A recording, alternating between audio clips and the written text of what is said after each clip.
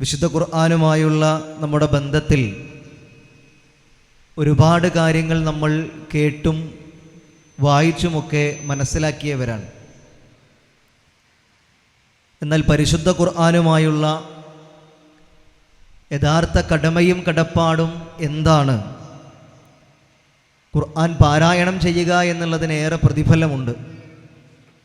നമ്മളത് പരിശുദ്ധ റമദാനെ കൂടുതലായി ഉപയോഗപ്പെടുത്തി ചെയ്തുകൊണ്ടിരിക്കുന്നവരുമാണ്. ആ ഖുർആനിനെ തജ്വീദ് അനുസരിച്ച് പഠിക്കുക എന്ന് പറഞ്ഞാൽ അതിലേറെ പ്രതിഫലമുള്ളതാണ്. ആ വിശുദ്ധ ഖുർആനിനെ മനഃപ്പാഠമാക്കുക, ഹിഫ്ളാക്കുക എന്ന് പറഞ്ഞാൽ ഏറെ പ്രതിഫലമുള്ളതാണ്. എന്നാൽ വിശുദ്ധ ഖുർആൻ ഇങ്ങനെ പാരായണം ചെയ്യുകയും അതിൻ്റെ നിയമം പഠിക്കുകയും അത് മനഃപ്പാഠമാക്കുകയും ചെയ്യുന്നത് മാത്രമാണോ നമ്മുടെ ബാധ്യത? വിശുദ്ധ ഖുർആൻ നമ്മുടെ ജീവിതത്തിൻ്റെ ഭാഗമാവുക, ആ വിശുദ്ധ ഖുർആൻ നമ്മുടെ ജീവിതത്തിൽ ആവിഷ്കരിക്കുക, വിശുദ്ധ ഖുർആൻ നമ്മുടെ എല്ലാ ജീവിത മേഖലകളെയും കൃത്യമായി സ്വാധീനിക്കുക എന്നുള്ളതാണ് ആ ഖുർആനും നമ്മളുമായി ഉണ്ടാകേണ്ട ഏറ്റവും വലിയ ബന്ധം. വിശുദ്ധ ഖുർആനിൻ്റെ പാരായണത്തിന് നമ്മൾ ഖിറാഅത്തുൽ ഖുർആൻ എന്ന് പറയാറില്ല, തിലാവത്തുൽ ഖുർആൻ എന്നാണ് പറയുക. എന്തുകൊണ്ടാണ് തിലാവത്തുൽ ഖുർആൻ എന്നുള്ള പ്രയോഗം? അതിനൊരു ആസ്വാദനമുണ്ട്.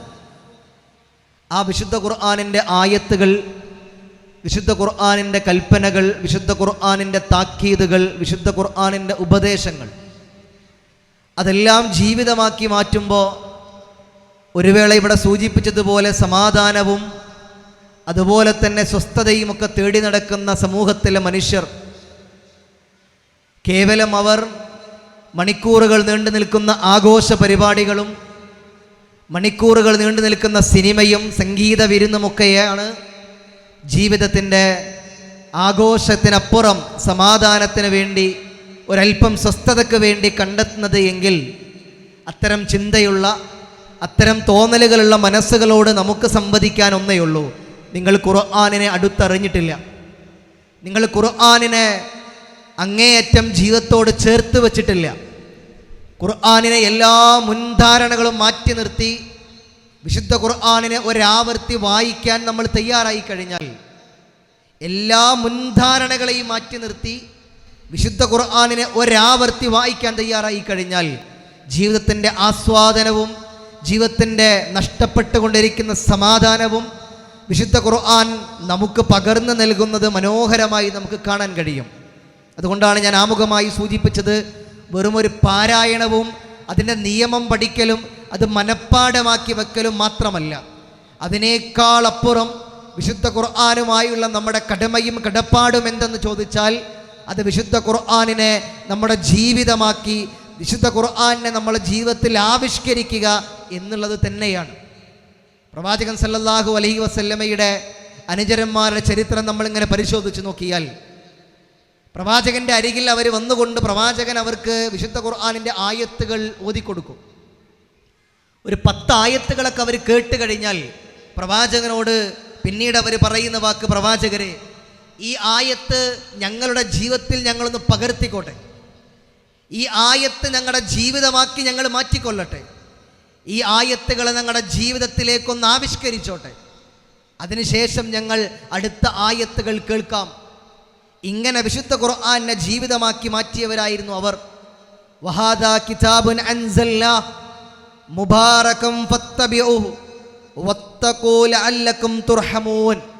വിശുദ്ധ ഖുർആനിൻ്റെ എല്ലാ ആശയങ്ങളുടെയും എല്ലാ മഹത്വത്തെയും ഉയർത്തിപ്പിടിച്ചുകൊണ്ട് അല്ലാഹു പറഞ്ഞു: ഫത്തബിഊ, നിങ്ങളിൽ ആരാണ് ആ വിശുദ്ധ ഖുർആനിനെ പിൻപറ്റുന്നവർ? ആരാണ് പിൻപറ്റുന്നവർ? ആദിമ മനുഷ്യൻ ആദമും ഹവ്വയും രണ്ടുപേരും ഒരു പാപം ചെയ്ത് അവിടെ നിന്ന് പുറത്താക്കപ്പെടും. വല്ലാത്ത ആശങ്കയാണ്. ഈ സ്വർഗത്തിൻ്റെ അനുഭൂതിയിലേക്ക് കടന്നു കയറാൻ ഞങ്ങൾ എന്ത് ചെയ്യണം? ഇനി എന്താണ് ഞങ്ങൾക്ക് മുമ്പിലുള്ളൊരു വഴി?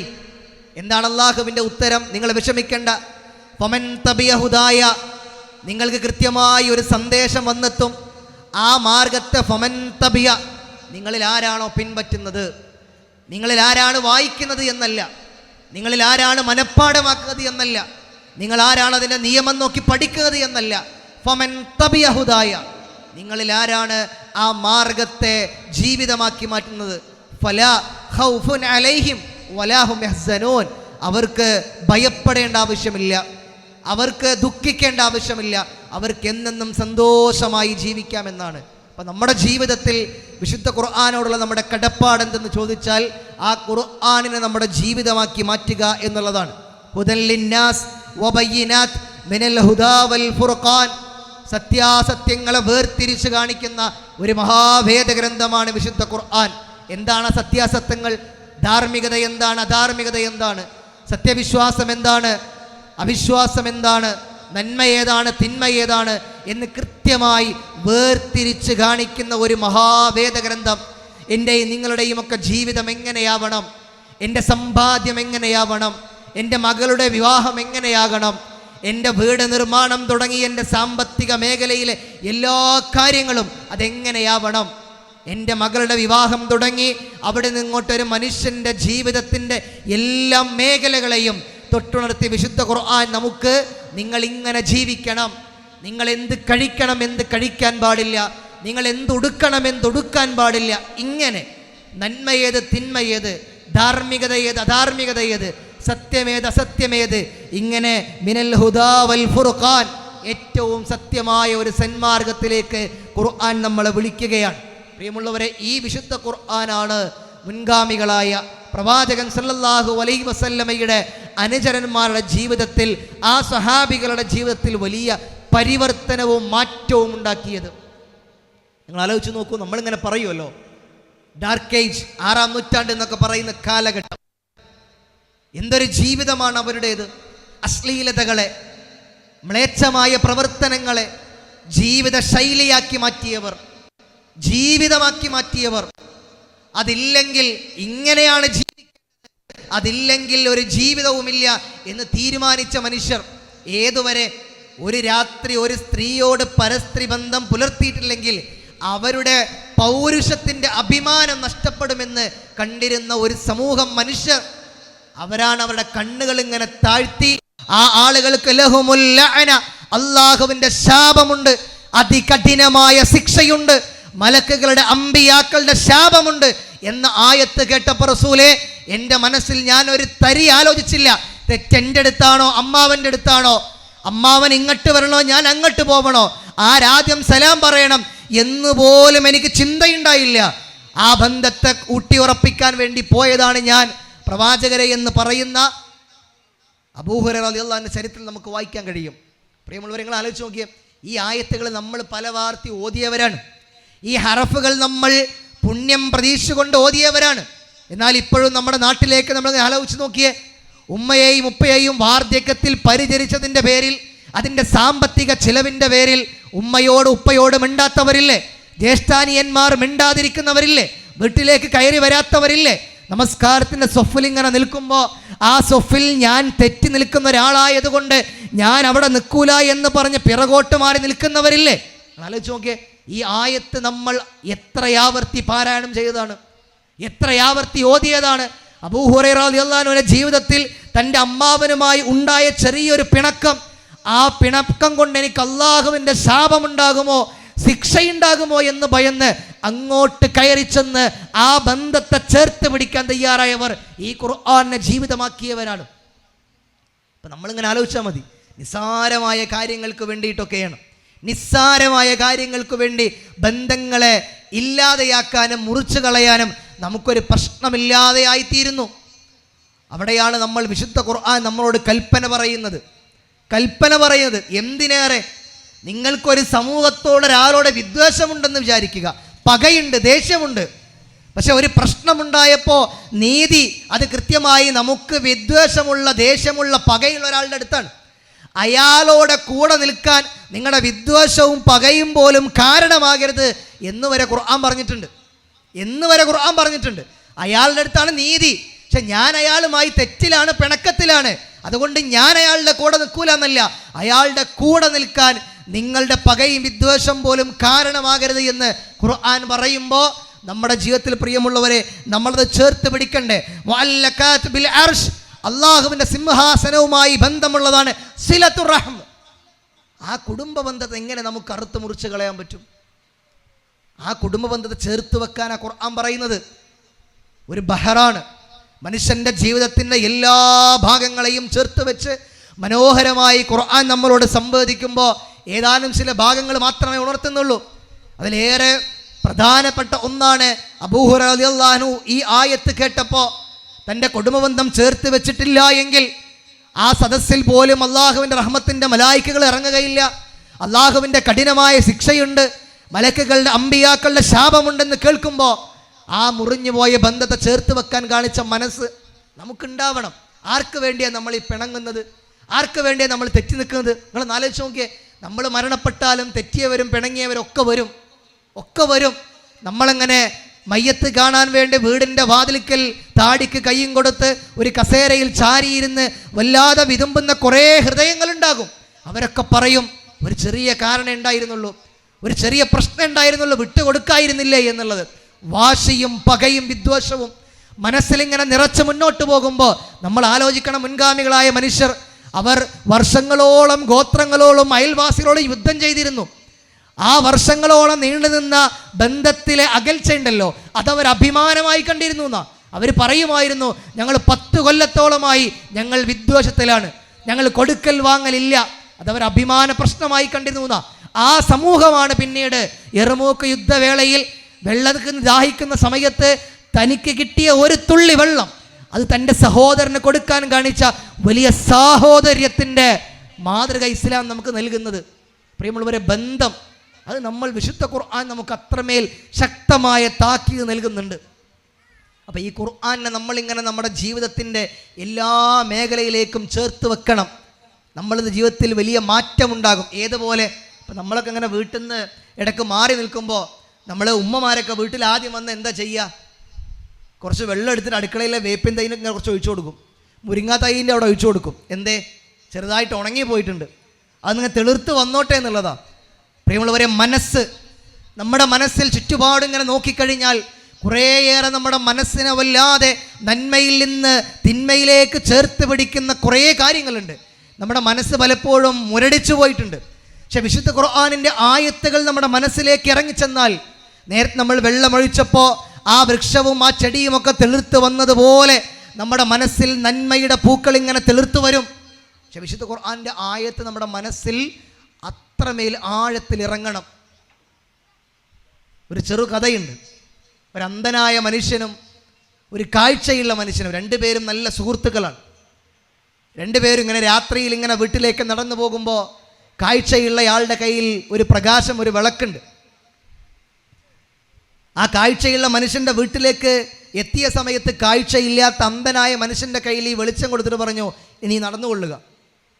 അപ്പം അദ്ദേഹം പറഞ്ഞു, എനിക്കെന്തിനാ വെളിച്ചം? കണ്ണുപോലും കാണുന്നില്ലല്ലോ, കണ്ണ് കാണാത്ത എനിക്കെന്തിനാ വെളിച്ചം?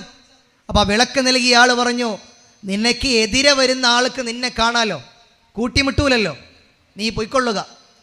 ആ വിളക്കും പിടിച്ച് അദ്ദേഹം ഇങ്ങനെ പോകുമ്പോൾ കുറച്ചും കൂടെ ദൂരെ നടന്നപ്പോൾ എതിരെ ഒരാൾ വന്ന് കൂട്ടിമുട്ടി. രണ്ടുപേരും നിലത്ത് വീണു. ആ കൂട്ടിയിടിച്ചയാളോട് ഈ വിളക്ക് പിടിച്ചു വന്ന അന്ധനായ മനുഷ്യൻ ചോദിച്ചു, നിനക്ക് കണ്ണ് കാണൂലേ? എൻ്റെ കയ്യിൽ വെളിച്ചം കാണില്ലേ നിനക്ക്? അപ്പോൾ ആ കൂട്ടിയിടിച്ചെതിരെ വന്ന മനുഷ്യൻ പറഞ്ഞു, നിൻ്റെ കയ്യിൽ വെളിച്ചമൊന്നുമില്ല, അതെപ്പോഴോ കെട്ടുപോയിട്ടുണ്ട്. നമ്മൾ പലപ്പോഴും അങ്ങനെയാണ്. നമ്മുടെ ഉള്ളിൽ ഈ വെളിച്ചമുണ്ടെന്ന് വിചാരിച്ച് നമ്മളിങ്ങനെ ജീവിക്കുകയാണ്. പക്ഷെ എവിടെയോ വെച്ച് നമ്മുടെ ജീവിതത്തിൽ നിന്ന് ഈ പരിശുദ്ധമായ നൂറുൻ അലാ നൂർ, വെളിച്ചത്തിൻ്റെ മഹാവെളിച്ചമായ ഈ വേദഗ്രന്ഥം നമ്മുടെ ഉള്ളിൽ നിന്ന് നഷ്ടപ്പെട്ടു പോയിട്ടുണ്ട്. ഇങ്ങനെ വല്ല കൂട്ടിമുട്ടലുകൾ ഉണ്ടാകുമ്പോൾ ജീവിതത്തിൽ വലിയ അപകടങ്ങളിലും പ്രയാസങ്ങളിലും പെടുമ്പോഴാണ് നമ്മൾ പലപ്പോഴും ആലോചിക്കുക, പടച്ചോനെ, എവിടെയാണ് എൻ്റെ ജീവിതം? എവിടെയാണ് എൻ്റെ ജീവിതം പിഴച്ചു പോയത്? എവിടെയാണ് എൻ്റെ കുടുംബത്തിൽ തകരാറ് സംഭവിച്ചത് എന്നാലോചിച്ചു പോകുക. പലപ്പോഴും അങ്ങനെയാണ്. അപ്പോൾ ഖുർആൻ നമ്മുടെ കുടുംബങ്ങളിലും നമ്മുടെ ജീവിതത്തിലുമൊക്കെ പ്രിയമുള്ളവരെ നിറഞ്ഞു നിൽക്കണം. മക്കയിലെ അങ്ങാടിയിലേക്ക് ഖത്താബ് എന്ന് പറയുന്നൊരു മനുഷ്യൻ തൻ്റെ കഴുതയുമായി ഇങ്ങനെ വരും. അപ്പോൾ ആ നാട്ടിലെ ചെറു കുട്ടികൾ പോലും പറയും, ഖത്താബിൻ്റെ കഴുത ഇസ്ലാം സ്വീകരിച്ചാലും ഖത്താബിൻ്റെ മകൻ ഉമർ ഇസ്ലാം സ്വീകരിക്കൂല എന്ന്.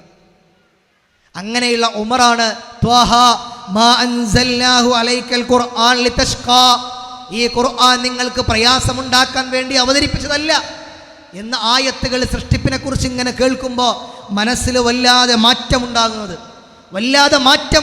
അവിടെയാണ്. പ്രിയമുള്ളവരെ, നമ്മുടെ മനസ്സിലും നമുക്കതിനെ മാറ്റാൻ കഴിയും. ലൻ തനാലുൽ ബിർറ ഹത്താ തുൻഫിഖൂ മിമ്മാ തുഹിബ്ബൂൻ, നിങ്ങൾക്ക് ഇഷ്ടപ്പെട്ടത് നിങ്ങൾ അല്ലാഹുവിൻ്റെ മാർഗത്തിൽ ദാനം ചെയ്യുക എന്ന് പറഞ്ഞപ്പോൾ അബൂ തൽഹ റളിയല്ലാഹു അൻഹു ആ ബൈറുഹാ തോട്ടം കൊടുക്കാൻ കാണിച്ച മനസ്സുണ്ടല്ലോ. ഞാൻ പറയുന്നത് ഖുർആനിൻ്റെ ആയത്തുകളെ, ഖുർആനിൻ്റെ കൽപ്പനകളെ ജീവിതമാക്കി മാറ്റാൻ ഒരു മടിയും ഒരു തരത്തിലുള്ള അമാന്തവും പ്രിയമുള്ളവരെ നമ്മുടെ മുൻഗാമികൾക്ക് ഉണ്ടായിരുന്നില്ല. അപ്പം നമ്മൾ ആലോചിക്കണം, കുടുംബത്തിൽ ഇന്ന് ഖുർആനിൻ്റെ വാക്യങ്ങളും ഖുർആനിൻ്റെ കൽപ്പനകളും വല്ലാതെ അകന്നുകൊണ്ടിരിക്കും. അതുകൊണ്ടാണ് ഇന്ന് കുടുംബജീവിതത്തിൽ വല്ലാതെ അസ്വസ്ഥത അനുഭവിക്കുന്ന ധാരാളം ആളുകളുണ്ട്. ആളുകൾക്ക് തൃപ്തിപ്പെടാൻ കഴിയുന്നില്ല, സംതൃപ്തിപ്പെടാൻ കഴിയുന്നില്ല, ആളുകൾക്ക് ജീവിതത്തെ ഉൾക്കൊള്ളാൻ കഴിയുന്നില്ല. അള്ളാഹുവിൻ്റെ നിയമങ്ങൾ കുടുസമാണ്, അത് വിശാലതയില്ല, അതുകൊണ്ട് എനിക്ക് വേണ്ട എന്ന് പറയുന്നവരുണ്ട്. നിന്റെ തട്ടം നിന്റെ മാറിലൂടെ ഇറക്കിയിടണമെന്ന് പറയുമ്പോൾ ഈ 2 മീറ്റർ തുണി ഇല്ലാതിരുന്നാൽ എനിക്ക് നരകം കിട്ടുമെങ്കിൽ എനിക്ക് പ്രശ്നമില്ല എന്ന് പറയുന്ന തലമുറ വർത്തമാനങ്ങൾ നമ്മൾ കേൾക്കുമ്പോൾ ഖുർആനിൻ്റെ വാക്യങ്ങൾ വല്ലാതെ വ്യക്തി, കുടുംബ, സാമൂഹിക ജീവിതത്തിൽ നിന്ന് അസ്തമിച്ചു പോകുന്നു എന്നുള്ളതൊരു യാഥാർത്ഥ്യമാണ്. അവിടേക്കാണ് നമ്മൾ ഖുർആനിനെ ചേർത്ത് പിടിക്കേണ്ടത്, ഖുർആനിൻ്റെ ആയത്തുകളെ നമ്മുടെ ജീവിതമാക്കി മാറ്റേണ്ടത്. അപ്പോൾ നമ്മളെ സ്വാധീനിക്കേണ്ടത്, ഇൻഫ്ലുവൻസ് ചെയ്യേണ്ടത് എന്താണ്? വിശുദ്ധ ഖുർആനാണ്. ഞാൻ ആ വാക്ക് മനഃപൂർവ്വം ഉപയോഗിച്ചതാ, ഇൻഫ്ലുവൻസ്. ഇന്ന് നമ്മുടെ നാട്ടിൽ ഇങ്ങനെ ഇൻഫ്ലുവൻസേഴ്സിൻ്റെ തിരക്കാണ്, വല്ലാതെ തിരക്കാണ്. ഞാൻ അത്ഭുതപ്പെട്ടു പോകും. 5 മിനിറ്റിൻ്റെ ചായ 10 മിനിറ്റിൻ്റെ വീഡിയോ ആക്കി യൂട്യൂബിലിട്ട ഇൻഫ്ലുവൻസറാണ്. അയാളെ നാട്ടിൽ നിന്ന് കടകൾ ഉദ്ഘാടനം ചെയ്യാൻ വേണ്ടി വിളിക്കും.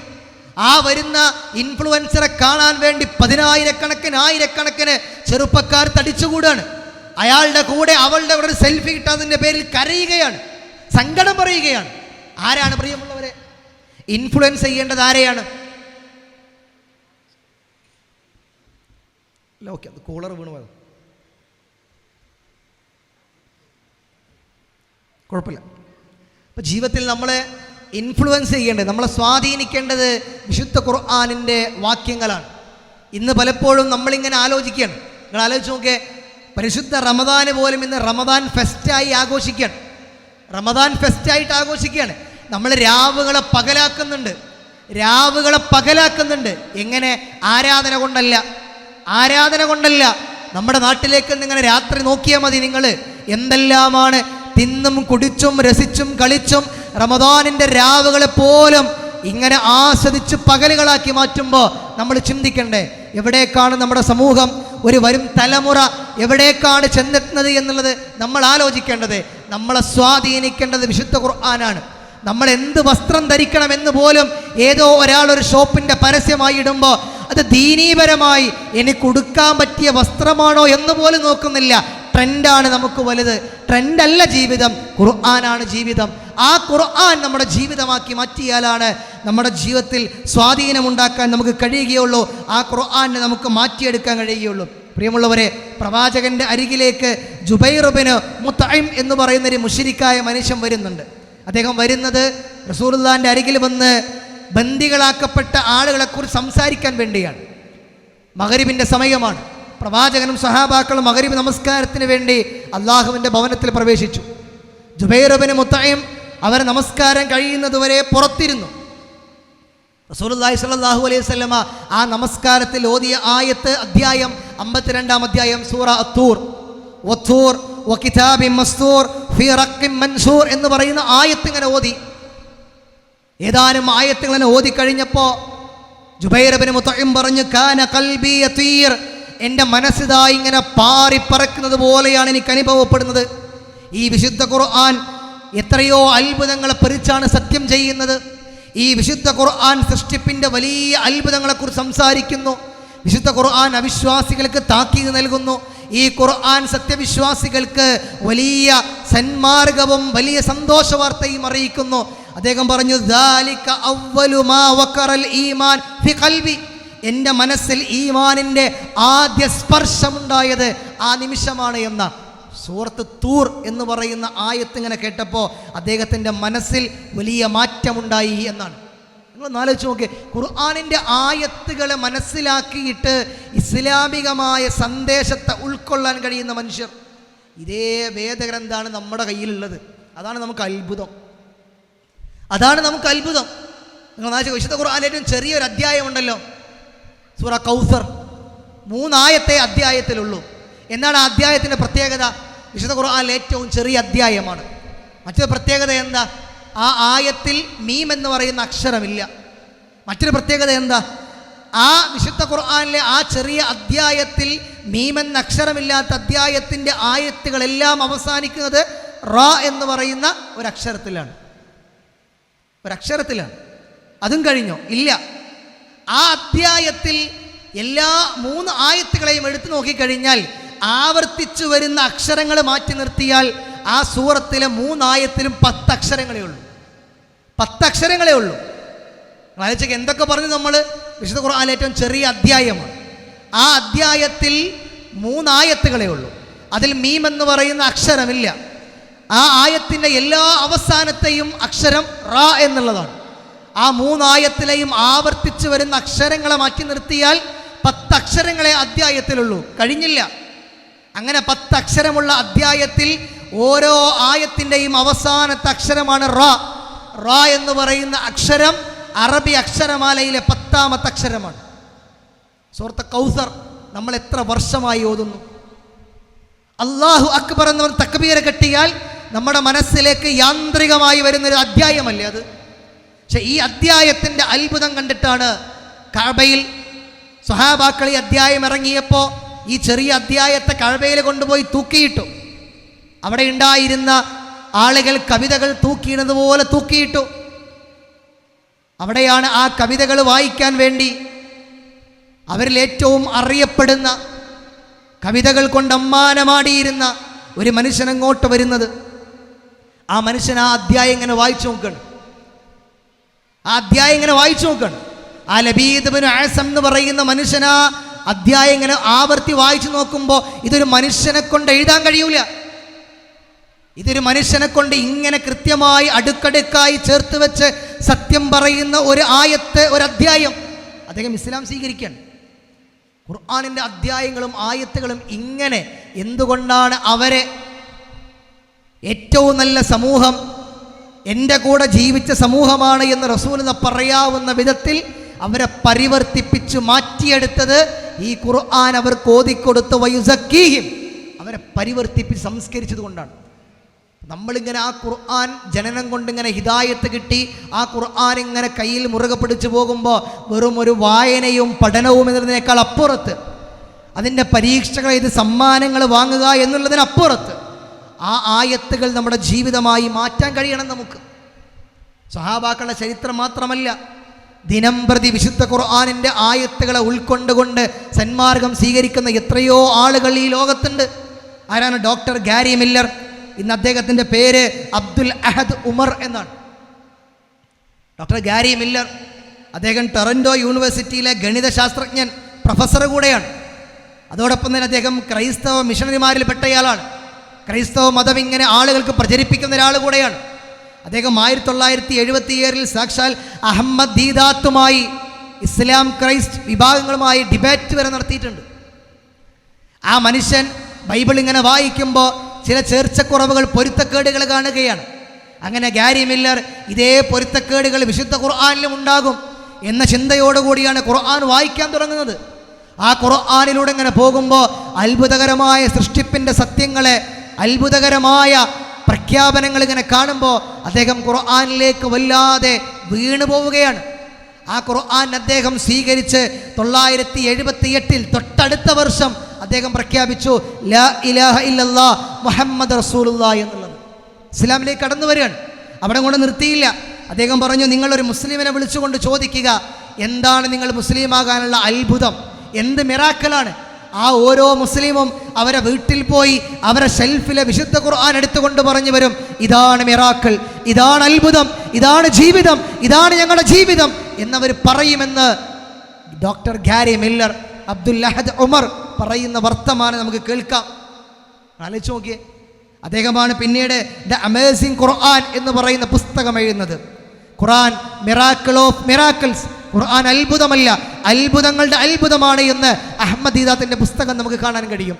ഇങ്ങനെ ലോകത്തെ വിശുദ്ധ ഖുർആനിൻ്റെ ആയത്തുകളെ ജീവിതമാക്കി മാറ്റി, പരിവർത്തനമുണ്ടാക്കി, മാറ്റമുണ്ടാക്കി, തസ്കിയത്തുണ്ടാക്കി, സംസ്കരണമുണ്ടാക്കി അള്ളാഹുവിനെ ഭയപ്പെട്ട് ജീവിക്കുന്നവർ നമുക്കിടയിലുണ്ട്. അവിടെയാണ് നമ്മൾ മുസ്ലിങ്ങളായ നമ്മൾ പലപ്പോഴും അസ്വസ്ഥമായ കുടുംബങ്ങളെയും സമാധാനമില്ലാത്ത ജീവിതങ്ങളെയും ഒക്കെ നമ്മൾ കാണുന്നത്. എന്താണ് പരിഹാരം? എന്താണ് പരിഹാരം? വിശുദ്ധ ഖുർആനിൻ്റെ ആയത്തുകളിലേക്ക് ചേർന്ന് വരുവിൻ. വിശുദ്ധ ഖുർആനിൻ്റെ ആയത്തുകളെ നമ്മുടെ ജീവിതമാക്കി മാറ്റുവിൻ. സമാധാനത്തെ തേടി നമ്മൾ അലയേണ്ട ആവശ്യമില്ല, സമാധാനത്തെ അന്വേഷിക്കേണ്ട ആവശ്യമില്ല. അത് നമ്മുടെ കയ്യിലുണ്ട്. അത് വലിയ ഒരു മിറാക്കിൾ, അത്ഭുതമാണ്. പക്ഷെ ആ ഖുർആനെ നമ്മളിങ്ങനെ തുടച്ച് മിനുക്കി എടുത്തു വെക്കാനായി നമ്മൾ തീരുമാനിച്ചാൽ ആ സമാധാനത്തെ കണ്ടെത്താൻ നമുക്ക് കഴിയൂല. നമ്മുടെ ജീവിതത്തിൽ ഖുർആൻ കൊണ്ട് മാറ്റമുണ്ടാക്കാൻ നമുക്ക് കഴിയൂല. ആ ഖുർആൻ നമ്മുടെ മാറ്റമായിട്ട് മാറണം. കെ ഉമർ മൗലവിയുടെ ഓർമ്മകളുടെ തീരത്ത് എന്ന് പറയുന്ന ഒരു പുസ്തകമുണ്ട്. അതിൽ അദ്ദേഹം പറയുന്ന ഒരു മനുഷ്യനുണ്ട്. ഉമർ മൗലവി കൊച്ചിയിൽ എറണാകുളത്ത് ലേണിംഗ് ക്ലാസ് എടുക്കുന്ന കാലം ഒരു മത്സ്യബന്ധൻ നടത്തുന്ന ഒരു മനുഷ്യനുണ്ട്, കുഞ്ഞു മുഹമ്മദ് സ്രാങ്ക്. മത്സ്യബന്ധനം നടത്തുന്ന ഒരു സാധാരണക്കാരൻ, നല്ല ശരീരശേഷിയുള്ള ഒത്ത ശരീരമുള്ളൊരു മനുഷ്യൻ.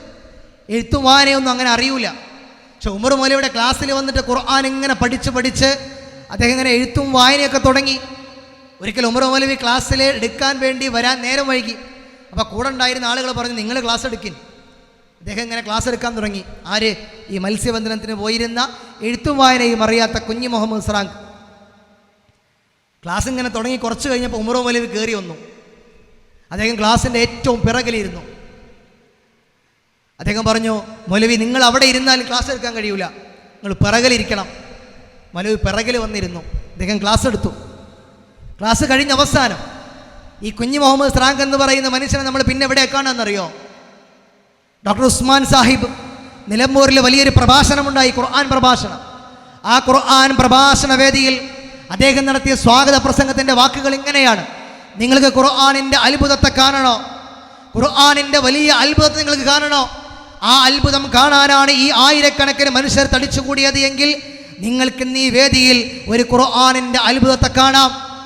ആ ഖുർആനിൻ്റെ അത്ഭുതം എന്ന് പറഞ്ഞാൽ എഴുത്തും വായനയും അറിയാതിരുന്ന ഉമർ മൗലവിയുടെ ക്ലാസ്സിൽ എവിടെയോ ഒരു മൂലയിൽ വന്നിരുന്ന ആ കുഞ്ഞു മുഹമ്മദ് സ്രാങ്ക് എന്ന് പറയുന്ന മനുഷ്യനെ പിന്നീട് നമ്മൾ നിലമ്പൂരിലെ ഖുർആൻ പ്രഭാഷണ വേദിയിൽ മണിക്കൂർ കണക്കിന് ഖുർആനിൻ്റെ ആയത്തുകൾ ഓതി പറയുന്ന ഒരു മഹാപ്രഭാഷണം ചരിത്രത്തിൽ കാണാൻ കഴിയും നമുക്ക്. മാറ്റിയതാണിത് വിശുദ്ധ ഖുർആൻ, പരിവർത്തിപ്പിച്ചതാണ് വിശുദ്ധ ഖുർആൻ. ആവിഷ്കരിച്ചപ്പോൾ ഖുർആനിൻ്റെ ഉള്ളിൽ നിന്ന് ആ ഖുർആനിനെ ജീവിതമാക്കി മാറ്റിമറിച്ചപ്പോൾ ആ ഖുർആനിനെ സമൂഹത്തോട് പറഞ്ഞു വെക്കാൻ സാധിച്ചു. അതൊരു അത്ഭുതമാണ് എന്ന് ഞാൻ അവസാനിപ്പിക്കാം. ആരാണ്? ഡോക്ടർ ഉസ്മാൻ സാഹിബ്. ഒരു വേള നമ്മുടെ കേരളക്കരയിൽ മലബാർ ഭാഗങ്ങളിൽ ദൈവമില്ല, ദൈവം നിഷേധം പ്രചരിപ്പിച്ചിരുന്നില്ല, മുൻപന്തിയിലിരുന്നായിരുന്ന ആളായിരുന്നില്ലേ അദ്ദേഹം. എവിടെ വന്ന് ഇസ്ലാമിനെതിരെ, ഏകദൈവ വിശ്വാസത്തിനെതിരെ എവിടെ വന്ന് പ്രസംഗിച്ചാലും പിറ്റേ ദിവസം KC അബൂബക്കർ മൗലവി വിശുദ്ധ ഖുർആനിൻ്റെ ആയത്തുകളെ മുൻനിർത്തിക്കൊണ്ട് അതിനെയൊക്കെ ഖണ്ഡനം ചെയ്ത് പ്രഭാഷണം നടത്തും. വലിയ ശത്രുത ഉണ്ടായിരുന്നു ഡോക്ടർ ഉസ്മാൻ സാഹിബിന് KC അബൂബക്കർ മൗലവിയോട്. അതുകൊണ്ടാണ് അദ്ദേഹം ഒരു നാടകം എഴുതിയത്, ഇജി നല്ലൊരു മനുഷ്യനാവാൻ നോക്കുക എന്ന് പറഞ്ഞ നാടകം എഴുതിയത്. അതിന് കഥാപാത്രമാരായിരുന്നു KC ആയിരുന്നു. കേരളക്കരയിൽ ആ നാടകം ആളുകൾ സ്വീകരിച്ചു. തൊലിയിരിച്ച് കളയുന്ന രീതിയിലുള്ള ആ നാടകത്തെ ആളുകൾ അംഗീകരിച്ചു, സ്വീകരിച്ചു. പക്ഷെ ഒരു മറുത്തൊരു വാക്ക് പോലും KC അബൂബക്കർ മൗലവി അദ്ദേഹത്തോട് പറഞ്ഞില്ല. കാലം കഴിഞ്ഞു പോയി. ഡോക്ടർ ഉസ്മാൻ സാഹിബ് ആയിഷ എന്ന് പറയുന്നൊരു നോവൽ എഴുതി. ആ നോവലിൽ ആയിഷ എന്ന് പറയുന്ന കഥാപാത്രം ആത്മഹത്യ ചെയ്യുന്ന അവസ്ഥയിലേക്ക് എത്തി. അദ്ദേഹം പേന കൊണ്ട് അവിടെ നിർത്തി. പിന്നീട് എഴുതാൻ കഴിയുന്നില്ല. ദൈവമില്ല, മരണത്തിന് ശേഷം ജീവിതമില്ല, വിചാരണയില്ല, പരലോകമില്ല എന്ന് പറയുന്ന ഒരാൾക്ക് മരണത്തിന് ശേഷം എന്തെഴുതാൻ കഴിയും? എഴുതാൻ കഴിയുന്നില്ല. പിറ്റേ ദിവസം രാവിലെ അദ്ദേഹം നേരെ പോയത് അരീക്കോട്ട KC അബൂബക്കർ മൗലവിയുടെ വീട്ടിലേക്കാണ്. തന്നെ വല്ലാതെ അവഹേളിച്ചിരുന്ന, ശത്രുവായി കണ്ടിരുന്ന ഒരു മനുഷ്യൻ തൻ്റെ വീടിൻ്റെ മുന്നിൽ നിൽക്കുകയാണ്. എന്താണ് ആവശ്യം? അദ്ദേഹം പറഞ്ഞു, ഞാൻ നോവൽ എഴുതി, ആയിഷയാണ് കഥാപാത്രം, ഈ കഥാപാത്രം മരണപ്പെട്ടു, ഇനി അതിനപ്പുറത്തേക്ക് എനിക്ക് എഴുതാൻ കഴിയുന്നില്ല, നിങ്ങൾക്ക് വല്ലതും അറിയുമെങ്കിൽ പറഞ്ഞു തരണം, പറഞ്ഞു തരണം. KC അബൂബക്കർ മൗലവി അമാനികളുടെ തഫ്സീർ എടുത്ത് വിശുദ്ധ ഖുർആനിൽ മരണത്തെക്കുറിച്ചും പരലോകത്തെക്കുറിച്ചും ഖബർ ജീവിതത്തെക്കുറിച്ചും വിചാരണയെക്കുറിച്ചും പറയുന്ന ഭാഗങ്ങൾ ഇങ്ങനെ ഓതിക്കേൾപ്പിച്ച് അദ്ദേഹത്തിന് ബോധ്യപ്പെടുത്തി കൊടുത്തു. അദ്ദേഹം നേരെ പോയത് KP യുടെയും AP യുടെയും വീട്ടിലേക്കാണ്. പിന്നീട് മരിക്കുവോളം ഈ നവോത്ഥാന പ്രസ്ഥാനത്തിൻ്റെ അമരത്തിരുന്നു കൊണ്ടാണ് ഡോക്ടർ ഉസ്മാൻ സാഹിബ് വിട പറയുന്നത്. പ്രിയമുള്ളവരെ, ഖുർആനിൻ്റെ അത്ഭുതമാണിത്. ഖുർആനിൻ്റെ അത്ഭുതമാണിത്. ഈ ഖുർആനാണ് ഞാൻ നിങ്ങൾ നെഞ്ചോട് ചേർത്ത് വെക്കേണ്ടത്. ആ ഖുർആനെ നമ്മൾ അവഹേളിക്കാൻ പാടില്ല. ആ ഖുർആനെ നമ്മൾ കണ്ടില്ല എന്നടിക്കാൻ പാടില്ല.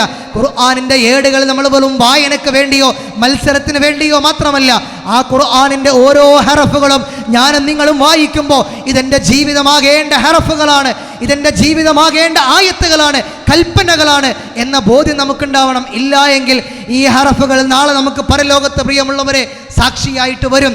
ഇന്ന ഹാദൽ ഖുർആന, പ്രവാചകൻ സല്ലല്ലാഹു അലൈഹി വസല്ലമ അല്ലാഹുവിന് മുമ്പിൽ പറയുന്ന വാക്കുണ്ട്, ഇന്ന ഖൗമി ഇത്തഖദു ഹാദൽ ഖുർആന മഹ്ജൂറ.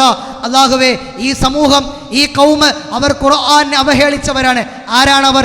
ദൈവമില്ല എന്ന് പറഞ്ഞവരല്ല, ദൈവം നിഷേധിച്ചവരല്ല, പരലോകമില്ല എന്ന് പറഞ്ഞവരല്ല, ഖുർആനിൻ്റെ അനുയായികളായിരുന്നവർ. ആ ഖുർആൻ എന്നൊരാവർത്തി വായിക്കാൻ, ഖുർആനെ ജീവിതമാക്കി മാറ്റാൻ, ഖുർആനെ ആവിഷ്കരിക്കാൻ അവർ തയ്യാറായില്ല. അവർ കളവാക്കിയവരാണ്. ഹിജാബൻ മസ്തൂറ, ആ ഖുർആൻ പാരായണം ചെയ്തവർ, അത് പാലിക്കാത്തവർ, ജീവിതമാക്കാത്തവർ, അവർക്കിടയിൽ ഒരു മറ കൊണ്ടുവരുമെന്ന് ഖുർആൻ പ്രഖ്യാപിക്കുകയാണ്. ഇതൊക്കെ ഖുർആനിൽ നമ്മളോട് പറയുന്ന വർത്തമാനങ്ങളാണ്. നമ്മൾ എത്രയോ ആവർത്തി വായിച്ചു പോയ, പാരായണം ചെയ്തു പോയ ആയത്തുകളാണ് ഇതെല്ലാം. അപ്പം നമ്മൾ ആലോചിക്കണം ഖുർആൻ നമ്മളെ എത്രത്തോളം സ്വാധീനിക്കേണ്ടതുണ്ട് എന്നുള്ളത്. വിശുദ്ധ ഖുർആനിൽ സൂറത്ത് അബസ എന്ന് പറയുന്ന ഒരു അധ്യായം കാണാൻ നമുക്ക്. അബസ വത്തവല്ല എന്നാണ് അതിൻ്റെ ആശയം, ചുരുക്കം. റസൂലുള്ളാഹി സ്വല്ലല്ലാഹു അലൈഹി വസല്ലമ മക്കയിലെ ഒരു പ്രമുഖനുമായി സംസാരിച്ചു കൊണ്ടിരിക്കുമ്പോൾ അവിടേക്ക് കണ്ണ് കാണാത്ത അന്ധനായ അബ്ദുല്ലാഹി ഇബ്നു ഉമ്മ മക്തൂം കടന്നു വരുന്നു. പ്രവാചകന് മുഖം കൊടുത്തില്ല, കാരണം സംസാരിക്കുന്നത് വളരെ പ്രഗത്ഭമായ ഒരു വ്യക്തിയുമായിട്ടാണ്. ഈ സംസാരം വിജയം കണ്ടാൽ മക്കയിൽ വലിയ മാറ്റം ഉണ്ടാകും. അതുകൊണ്ട് വന്ന അബ്ദുല്ലാഹി ഇബ്നു ഉമ്മ മക്തൂമിന് തൻ്റെ മുഖം കൊടുത്തില്ല. റസൂലുള്ളാഹി സ്വല്ലല്ലാഹു അലൈഹി വസല്ലമയെ അള്ളാഹു തിരുത്തി ഉപദേശിച്ചു. ആ അധ്യായം ഇങ്ങനെ ഇറങ്ങി. ഈ അധ്യായത്തിന് ഇറങ്ങിയ പശ്ചാത്തലവും സാഹചര്യവും ഒക്കെ നമ്മൾ കേട്ടു. എന്താണ് നമുക്കുള്ള പാഠം? എന്താണ് നമുക്കുള്ള പാഠം? നിങ്ങൾ ആലോചിച്ച് നോക്കിയേ. ആ ഖുർആൻ ഇറങ്ങി, ആ ആയത്തുകൾ, ആ അധ്യായം ഇങ്ങനെ അള്ളാഹ് ഇറക്കി. റസൂലുള്ളാഹി സ്വല്ലല്ലാഹു അലൈഹി വസല്ലമയുടെ പ്രവർത്തനത്തെ തിരുത്തി ഉപദേശിച്ചു. പിന്നീട് റസൂലുള്ളാഹി സ്വല്ലല്ലാഹു അലൈഹി വസല്ലം ഉമ്മ മക്തൂമിനെ കാണുന്ന രംഗമുണ്ട്. നമ്മളൊന്ന് ആലോചിച്ച് നോക്കിയേ. നമുക്കൊരാൾ കാരണം ചീത്ത കേട്ടു, നാളെ നമ്മളാരോട് മിണ്ടോ? ഇയാൾ കാരണമാണ് എനിക്കത് കേട്ടത്, ഇയാൾ കാരണം ആ പ്രശ്നം ഉണ്ടായത്, ഞാനിഞ്ഞോനോടൊരു സംഗതിക്കില്ല, മുഖം തിരിച്ചു കളയുന്നവരാണ്. റസൂലുള്ളാഹി സ്വല്ലല്ലാഹു അലൈഹി വസല്ലമ ഉമ്മ മക്തൂം എന്നെ തിരുത്താൻ വേണ്ടി കാരണക്കാരനായവൻ, അതുകൊണ്ട് നീ എനിക്ക് എൻ്റെ മുന്നിലേക്ക് ഇനി വരണ്ട, നീയും ഞാനും തമ്മിലൊരു ബന്ധമില്ല എന്ന് പോലും പറഞ്ഞില്ല. മർഹബൻ ബിമൻ അഅതബനി ഫീഹി റബ്ബി, എന്നെ തിരുത്താൻ കാരണക്കാരനായ, എന്നെ ഉപദേശിക്കാൻ കാരണക്കാരനായ ഉമ്മ മക്തൂം നിങ്ങൾക്ക് സ്വാഗതം എന്ന് പറഞ്ഞുകൊണ്ട് റസൂലുള്ളാഹി പിന്നീട് അബ്ദുല്ലാഹി ഇബ്നു ഉമ്മ മക്തൂമിനെ സ്വീകരിച്ചത്. ഒന്ന് ആലോചിച്ച് നോക്കിയേ. അള്ളാഹിൻ്റെ ഒരു കൽപ്പന, ഒരു ഉപദേശം കിട്ടിയപ്പോൾ അതിന് കാരണക്കാരനായവനെ കുറ്റപ്പെടുത്തുകയല്ല, ചേർത്ത് പിടിച്ചു. ഇങ്ങനെ നമ്മുടെ നിത്യ സ്വഭാവത്തിലേക്ക് ചേർത്ത് വെക്കാവുന്ന എത്ര മനോഹരമായ നിയമങ്ങൾ, കടമകൾ, ഉപദേശങ്ങൾ വിശുദ്ധ ഖുർആൻ നമുക്ക് പകർന്നു നൽകുന്നുണ്ട്. ആ വിശുദ്ധ ഖുർആനാണ് നമ്മുടെ ജീവിതമാക്കി മാറ്റേണ്ടത്. ആ ഖുർആനെ നമ്മുടെ ജീവിതമാക്കി മാറ്റിയാലാണ് നാളെ പരലോകത്ത് നമുക്ക് വിജയമുള്ളൂ. ആ ഖുർആൻ നമ്മുടെ ജീവിതമായി മാറുന്നുണ്ടോ എന്നുള്ളത് പ്രിയമുള്ളവരെ നമ്മൾ കൃത്യമായി ആലോചിക്കണം, പരിശോധിക്കണം. പ്രത്യേകിച്ച് നമ്മുടെ മക്കളുടെ വിഷയത്തിൽ ഖുർആന്റെ രംഗത്തുനിന്നവർ വല്ലാതെ അകന്നു പോകുന്നു. ലോകത്ത് കാണുന്ന ആസ്വാദനങ്ങളിലേക്ക് ചേർന്ന് നിൽക്കുന്നവരായി അവർ മാറിക്കൊണ്ടിരിക്കുമ്പോൾ ഖുർആൻ നിങ്ങളുടെ ജീവിതത്തിലേക്ക് ചേർത്ത് വെച്ചാൽ നിങ്ങൾക്ക് മനോഹരമായി ജീവിക്കാം, സ്വസ്ഥമായി ജീവിക്കാം.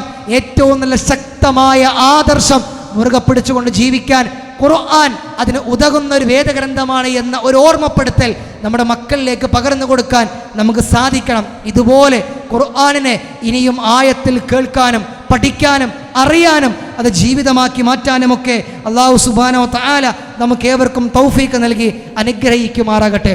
അല്ലാഹുവേ, വിശുദ്ധ ഖുർആൻ പഠിക്കുകയും വിശുദ്ധ ഖുർആൻ പഠിപ്പിക്കുകയും ചെയ്യുന്ന യഥാർത്ഥ വിശ്വാസികളുടെ കൂട്ടത്തിൽ ഞങ്ങൾ ഏവരെയും നീ ഉൾപ്പെടുത്തി അനുഗ്രഹിക്കുമാറാകണേ. അല്ലാഹുവേ, നാളെ മരണപ്പെട്ട് നിന്റെ അരികിലേക്ക് വരുമ്പോൾ സ്വർഗത്തിലേക്ക് ആനയിക്കുന്ന മുത്തഖീങ്ങളുടെ കൂട്ടത്തിൽ ഞങ്ങളെ ഉൾപ്പെടുത്തി നീ അനുഗ്രഹിക്കണമേ നാഥ. റബ്ബനാ ആതിനാ ഫിദ്ദുനിയ ഹസന വഫിൽ ആഖിറതി ഹസനതൻ വഖിനാ അദാബന്നാർ വആഖിറു ദഅവാന അനിൽ ഹംദുലില്ലാഹി റബ്ബിൽ ആലമീൻ. അസ്സലാമു അലൈക്കും വറഹ്മത്തുള്ളാഹി വബറകാതുഹു.